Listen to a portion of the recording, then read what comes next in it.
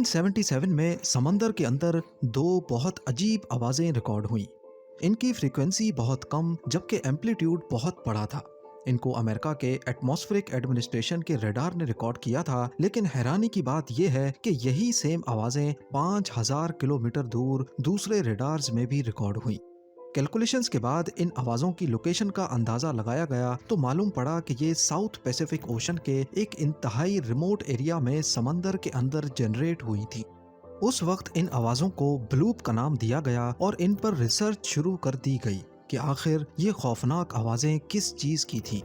ज़ाहिरी तौर पे ये आवाज़ें किसी बहुत बड़ी चीज़ की होनी चाहिए थी, लेकिन समंदर के इस हिस्से में ऐसा कुछ भी नहीं मिला। कई सालों तक यही समझा जाने लगा कि समंदर के इस हिस्से के नीचे कोई बहुत बड़ा देव क्रिएचर रहता है। लेकिन 2012 के बाद national oceanic and atmospheric administration ने अपना स्टांस बदल कर कहा कि 1977 में रिकॉर्ड होने वाली आवाजें ग्लेशियल मूवमेंट यानी ग्लेशियर्स के हिलने की वजह से जनरेट हुई थीं। पर सच्चाई क्या है इसके बारे में अभी तक कोई नहीं जान पाया। पर जिस पॉइंट पे ये आवाज रिकॉर्ड हुई थी वहां आज एक बहुत ही अनोखा काम किया जाता है।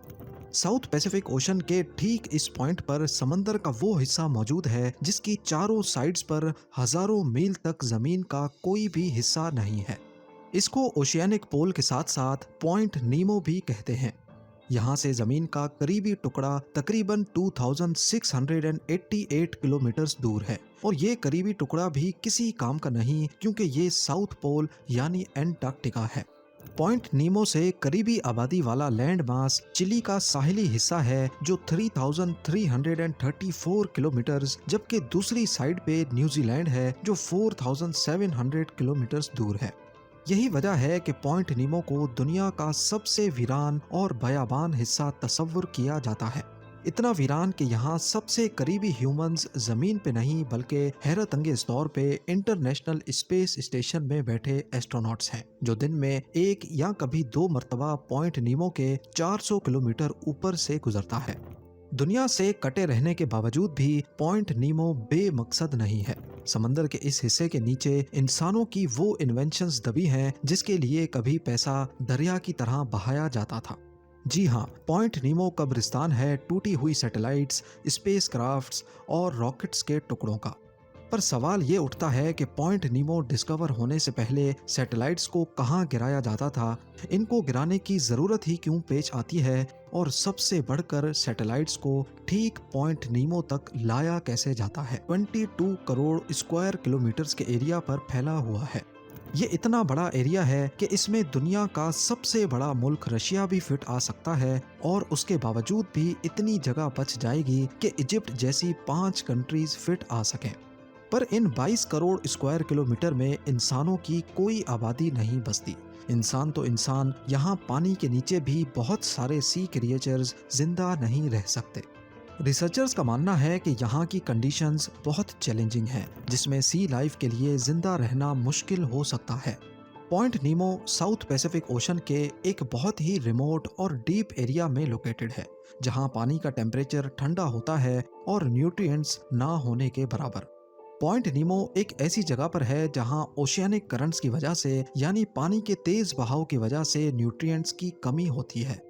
ये पानी ओशन के इस हिस्से में गोल गोल घूमता रहता है, यानी पैसिफिक ओशन के दूसरे हिस्सों का पानी यहाँ सही से फ्लो नहीं हो पाता, जिसकी वजह से यहाँ न्यूट्रिएंट्स की कमी होती है। और जहाँ भी न्यूट्रिएंट्स कम होते हैं वहाँ प्लैंकटन और दूसरे माइक्रोस्कोपिक ऑर्गेनिजम्स भी कम होते हैं, जो फूड चेन का बायस बनते हैं। इस एरिया में ओशन की गहराई लगभग 3700 मीटर्स या फिर 12100 फीट्स है।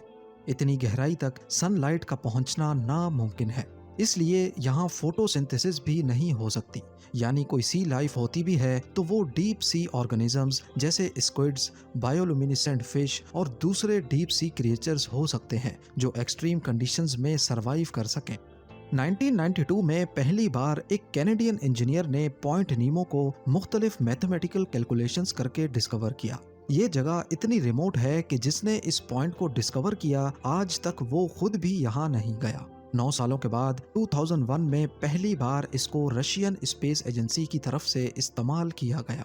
क्योंकि पॉइंट नीमो ओशन का वो हिस्सा है जो इंटरनेशनल वाटर्स में आता है, यानी इसको कोई भी कंट्री ओन नहीं करती।